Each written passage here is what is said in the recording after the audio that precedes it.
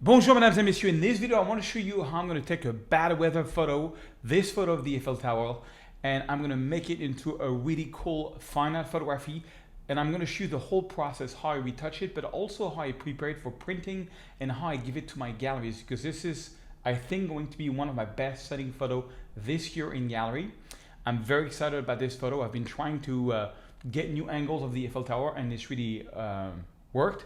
And I got the idea because Marcel Van, which I don't know how to pronounce your last name, said, "Serge, for another video, can you retouch a Paris photo or a few as you retouch them in 2021 for a publisher?" So that's what I'm going to show you. It's really how I did it for my publisher, and also the story behind how I found the composition and how I retouch it and everything. So I say thank you, Marcel, and let's get started. So a few weeks ago I was in Paris, and at one point I stayed very close to the Eiffel Tower. I was trying to find like new ideas to shoot the Eiffel Tower for my galleries, and I have this idea. There's a street in Paris called La Rue Saint-Dominique, a beautiful street, and it has this pass mostly, and you can see the Eiffel Tower at the end. So a lot of people shoot it from here. So this is one of my, like, this is literally me coming up the hotel, and I was like, oh, maybe it could be cool to have this cafe, and then, you know, the street, and then the Eiffel Tower. And so, but of course I was like, oh, maybe with the bad weather I'm gonna get like less people because Paris is so crowded. And so I eventually got this shot, but I was like, there's too much people here, and look at the cars, so much cars. So I moved a little further down, and the rain stopped, and then I found this Irish pub, which I thought, ooh, interesting, because the Irish pub had this little thing here that would prevent the car from parking. So at first I was very close to the Irish pub, getting the Eiffel Tower. I was like, yeah, it's not gonna work. So I tried different framing, and I was like, okay, I don't want to wide angle it. So I had this idea, because if you wide angle a photo, sometimes, you know, the Eiffel Tower is gonna be so far away. So I was like, maybe I can do a panorama, like one photo, two photo. And I was like, that's kind of cool. This was in the middle of the afternoon. So then I said, okay, maybe one photo, another photo. I tried different framing of you know, trying to find something that will actually work. Cars were parking, and I was like, this is probably a good spot. What I like about this spot is there was the pub here, and there was no cars. Like, cars could not park in front. What matters the most when you do cityscape is really the foreground. Like, what you're gonna have in front, and cars is not so nice. So anyways, I knew that this place had a potential, but I was always on the right side of the street. So I tried so many different things, going portrait mode. You know, it started raining again, so you can see here, my wife put it like an umbrella over me to protect me. And I knew this was it. I knew this was gonna be the place. It's just the weather was too bad. There was no colors whatsoever. I tried so many different frames, like maybe if I shoot it like in portrait mode. And okay, but that day I didn't take any shot. The next day, well, actually that same evening, I waited for because it was so bad weather all day. There was no sunset, nothing. So I waited for the blue hour. The blue hour is when the sunset is past, and then everything becomes blue. And the good thing about the blue hour is that it happens even on a bad weather day. Because on bad weather day, basically the bad weather is the white from the clouds is going to become kind of blue. And sometimes with the city light, you can make good photos. So then I went back to that original cafe, and it was turned on. I was like, yeah, but there is cars. I tried many different framings, many different framings. And I was like, there's just too much cars. It's not gonna work. Like, too much people and too much cars. So I went back to this framing, and I actually stood in front of the road, and I was like, I like this, because the blue hour was really kicking in. It was getting really dark. The sea lights were really on. And I had this one car there. And I was like, okay, this is the photo I'm going to sell in gallery. This is going to be one of my best selling photos in 2021. So how did I retouch it? Well, let's do it. So the first thing that I did on this one is I opened up the shadows all the way. So just so you know, by the way, I shot this with a Fuji 100 S, which is a 102 million pixel camera. It's crazy. It's yeah, it's a medium format camera, and look at the details that I got on this. I mean, it's really, you can, you know, read every sign. I can read the menu that's there if I want to. Their bagels is at whatever price. Can't really read the price there, but you get the idea. It's like really high definition. And you know what? I was not on a tripod. I shot this at 500 ISO, which was a mistake. I should have been on a tripod, but I didn't take my tripod with me. And I just love the photo. And check this out. So I bring down the highlights a little bit.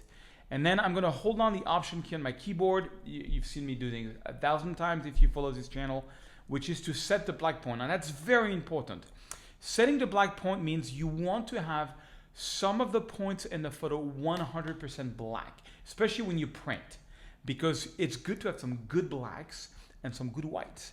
So you hold on the Option key if you're on a Mac, you hold on the Alt key if you're on Windows, and you basically go and use this slider. And you see what you see here now is 100% black. I want to get on a night photo like this, maybe like about 2, 3, 4% of pure blackness. Maybe that's a little much, something like that. But then let's do the reverse. So the reverse is you hold on the Option key and you go with the whites. And what you see here, if I go, is completely burned pixel. They are 100% white. So I don't want to burn everything, but something like that. And right away, look at that. Right away, backslash key to before and after, it started looking like how I remembered it, okay? Now, the gallery I work with, they love to have a 16:9 version. So before I do the 16:9, what I did is I went here to the transform panel and I clicked on auto to make it more straight, which worked out really nice. Okay, so before I crop it 16:9, because I love it, my gallery loves it, it's a really, it's my go-to crop because it's very cinematic. I'm gonna click on auto in the transform panel to make everything straight. And then I'm gonna go here and I'm gonna pick 16:9. And then I'm gonna really think about my composition. What do I wanna do? Yeah, I definitely don't wanna cut this sign here. And yeah, something like that I think works really well. Yes, it's really good. That's a little, you know, it's a little distracting. So what I'm gonna do is I'm gonna clean up this image in Photoshop. But first, because before we do that, on this one, I'm gonna add a bit of clarity, which I never usually do. But because there is no cloud, it was really bad weather, I'm gonna add the clarity anyway. Because what clarity does on clouds, it makes them very like sort of HDR looking, unnatural. But in this case, it's okay because it's kind of like a, you know, a dark, you know, a dark story. And then I'm going to clean up the photo because look, there is a string there, which I don't like. The bicycle is here. And then here is a very confusing. So let's see if we can do something better in Photoshop. But before we do that, I just want to clean up the photo really cool with the, on the noise reduction, because it was 500 of noise. So you can see it's a bit noisy. So what I'm going to do is I'm going to put my noise reduction around 20. And then I'm going to sharpen around 80. So I want the amount of sharpening and the amount of noise to be about 100. And then I'm going to put my masking around 60. So check this out. Look at the difference with the masking. So what the masking does, if you hold on the Option key and the Alt key, which is like the magic key of Lightroom, and you go to the right, it's going to create a mask. And black conceal and white reveals, meaning anything which is black is not going to get sharpened. I don't know if you can see it on video, but this is without any masking. There's a lot of noise in the sky, and like at 60 or 70, we don't get so much. And this seems to be a bit noisy, but it's going to print out just fine because when you print on an inkjet, what it does is sort of cleans up all this noise. Actually, it turns out really well. Okay, let's see if there is any last minute thing I want to do. I got the profile lens correction. Like I spent a bit more time. I don't want to do, yes. So one thing I do want to do is I want to go here to a gradient and I want to make the bottom of the photo a bit darker. So I'm going to double click on effect because I just don't like so much the attention on this white stripes here. I think it's it drags the eyes a bit too much. Where do I want the attention to go is a good question. So I'm going to help everybody. So I'm going to make a circle around that sign here. And I'm just going to add some minus clarity and a little bit of exposure to make it glow even more. And then I'm going to right click and duplicate it. And I'm going to make it just here. I want this to glow a little more. And then maybe right click and duplicate and maybe we get the Eiffel Tower. So the Eiffel Tower, it does something weird around it. So what I can do is you can go to Range Mask Luminance, and you can move this to the right, and it's just gonna add maybe actually plus clarity, it's gonna make the Eiffel Tower pop. Check this out. So I'm adding clarity and exposure, and before, after. It does make it pop. It's a little strong though, so I'm gonna lower that. Just wanna make it pop even more. And I'm ready to go to Photoshop and clean things up here a little bit just to make it, you know, it's very busy. Paris is a very busy city. So I'm gonna go right click, edit, Photoshop 2021. Okay, so here I am in Photoshop. What I'm gonna do is just to show the before and after, I'm gonna take the basic, the background, and I'm gonna click here on plus to duplicate the layer. And then let's do something easy. Let's erase that electric cord here. That's really annoying. So I'm gonna go here in the spot heating brush tool. And then as any tool in Photoshop, if you hold on the Control and Option key, you can go to left and right and make it bigger or smaller. And then I'm gonna click here. Check this out. I'm gonna click here one time, hold down the Shift key. You have to remember to hold down the Shift key, and I'm gonna click here and check this out. And hold on the Shift key. And I just follow the string, and it sort of detects the string and takes it out and not the rest. Check this out. It's crazy. I'm going to go like over, look at this. I'm going to go over the letters and everything. And look at that. Boom. It did something here a little bit, but that's fine. You just can click again on it. It's such an incredibly intelligent tool. Okay. Now, on this one, oh yeah, I wanted to take out the bicycle also. So I'm going to make this tool a bit bigger, and I'm just going to paint on the bicycle. Just painting over the bicycle in one brush stroke. What I'm going to do is I'm not going to let it go, and I do most of the bicycle, one brush stroke, and pray. And it did okay, but not so great. Usually then I take the stem tool, and the stem tool, I'm going to use the stem tool to, well actually no, let's go back, J to go back to the brush. And sometimes you can just brush over what's left, and it helps. It helps clean up. We get something weird there, so I'm going to use the stem tool to correct that. And there's so much textures in Paris that I don't think anybody will notice. So I'm just using the stem tool to rebuild the sidewalk here. Voila. Maybe let's clean up that little thing here, and then. So now, the only thing that really bothers me is this man and the trash here. And this is really hard to get rid of because I don't really have texture. So I'm going to show you how I do it. Oh, by the way, guys, I have, if you like this kind of retouching, I have an amazing, amazing deal for you. My Confession of a Fine Art Photographer. What it is, alors il faut que tu montes cette page. What it is 3 different courses. My Fine Art Photography courses, which is basically over 20 different projects like this, but I actually give you the raw files so you can follow along with me. So 20 of my different projects, exactly like I'm doing today, but it's 20 more, and you have the raw file. On this video, I am not giving you the raw file. And also I'm going to show you a really cool portrait composite workflow and how I make black and white today and yesterday. It's a really good deal. You can get the deal under for $27. It's over 10 hours of video. Over 30 raw files. It's a steal. So now we're going to try to get rid of that. So the problem is there's a real lack of textures on this one. We're going to have to cheat a lot. So one thing that I do sometimes is I just take the stem tool, and for example, I press S for the stem tool, and I click on the option key here. This is the target, and you can see. Actually, let me zoom in even more. Press S. Make sure it's 100%. And let's see if we can, it's really a trial and error process to get rid of something so big. It's just the trash can is so much in front of the photo, which is really, really annoying. So I see how far I can go with the stem tool. It's kind of creating a repeating pattern, but we can, we can clear that after. Just take your time and go down until you sort of recreate everything, okay? And I'm doing this slowly until I arrive to the level of the sidewalk. Okay, so now I'm on the sidewalk, but you see now it looks kind of weird.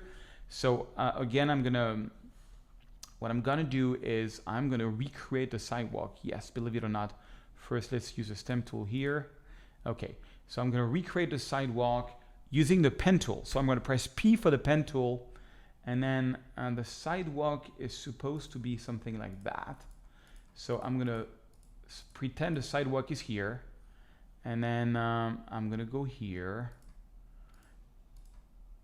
And I'm making what we call a protection. So I'm making a small, basically like a selection. So I'm going to right click here, make selection, click feather radius 1 pixel is good. So now I have a selection here, and I'm going to try. Actually, you know what? I'm not going to do it this way. I have a better idea. I'm going to take this sidewalk here. So Command Z, Command Z. I'm going to take this sidewalk here. It's really a trial and error process. And then I'm going to make a selection. But this time I'm going to make the selection like 20 pixel. Okay? And then I'm going to press Command J, and that's going to put that sidewalk on its own layer. And then I'm going to press Command T, and I'm going to move the sidewalk like that, a little bit like that, where it's supposed to be. Voila, I'm aligning it, and because of the perspective, I'm going to hold on the Shift key to make this a little smaller, because the perspective would change that. I'm going to press Enter, and then I'm going to keep on doing that. I'm going to hold on the Move tool here, hold on the Option key, and I'm on that layer. That layer is that little sidewalk. Check it out. If you want to see what's on layer, click the Option key. You can see it's just that, and I'm going to, with Option key, I'm going to click and drag it one more time. So I'm creating a new duplicate of it, and I'm going to put it here. Voila. And then I'm going to press Command T, make it smaller so that the perspective sort of matches. Voila, something like that. So, and then okay, and then what I'm going to do is we need one more. Okay, one more. So I'm going to hold on the Option key and drag one more. And at first, I'm just going to overdo it. Yeah, something like that. Okay, Command T, align it. You can hold on the Shift key to sort of compress it. I can rotate it a little bit. I'm just trying to align it. Okay, so now I'm going to take all these sidewalks, and I'm going to press Command J or right click and group from layers. So that's a layer that we're going to call like sidewalk. Okay. Sidewalk. So check it out. Before sidewalk, after sidewalk. Okay, cool. So now I don't want the sidewalk to be at some places. So I'm gonna create a mask here, and I'm gonna take a brush. Let's see. Let's take an actual real brush, like a soft brush. Yeah, soft brush. All right, soft brush, and I'm gonna, like any tool in Photoshop, Control and Option, and I'm going to make this go left, right click, and I'm going to put the hardness at around 73%. Okay, so remember, a mask in Photoshop, white reveals, black conceals. So I want to mask out some of that for that sidewalk. So I'm going to press, I'm on a black color, opacity 100%, and I'm just going to follow. So I'm going to make a little mask here to follow along this and sort of recreate the sidewalk. See, I'm masking out this sort of sidewalk that I created, and check it out. It looks already better. Now it's a little, the colors don't really match, but that's okay, and there is some weird stuff. Now it's time to clean up. So I'm going to select all of that layer, and I'm going to press Command E to put it into Command E is going to merge these two layers. So before, after, it's already looking pretty good. And now it's time to clean up even more. So I'm going to take Command J, I'm going to take the spotting brush tool, and then I'm going to clean up. So with spotting brush tool, I can kill some of the patterns. You see, by using stem tool, I created some patterns. You can see it's like sort of repeating. And sidewalks are so random anyway in Paris that I can tell you nobody's ever going to notice that I actually took this out. So I'm just cleaning up some of these things so they don't repeat too much. Voila. And then to make the illusion even stronger, what I usually do is I take an empty layer, I put it into overlay mode, okay?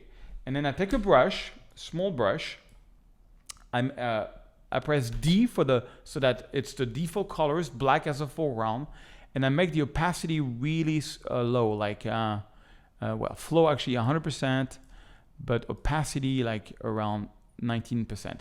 And so what I'm gonna do is I'm gonna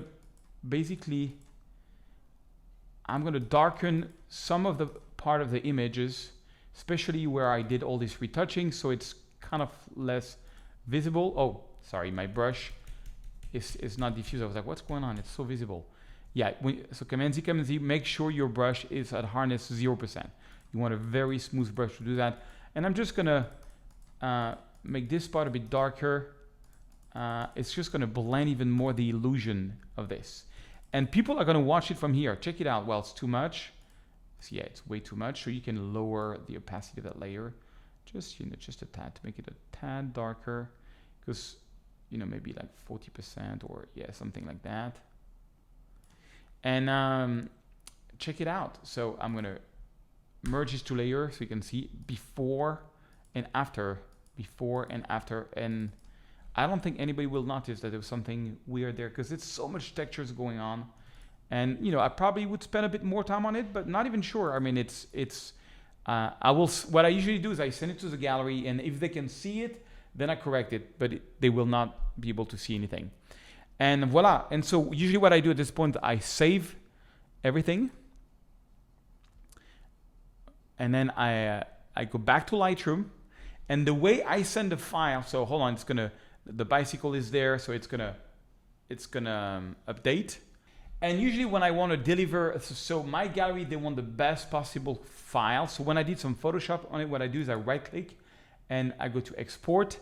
And in the export, what I do is I go here, into TIFF file, and I do a compression zip, but I do 16-bit TIFF file, no resizing, and it's gonna be a big file. So let's look at the size of the file. I'm gonna put it on my desktop. I'm gonna export it. You can see the file size is 365 megs, and that's what I'm gonna WeTransfer to my gallery. Voila, and I never thought this was gonna be one of my favorite photos of the year. It was a rainy day, it was bad weather, but sometimes with a bit of persistence, you really get some cool shots. And voila, get my confessional for photographer. It's gonna blow your mind, $27, and you're gonna get so much content and so much raw files to play around with.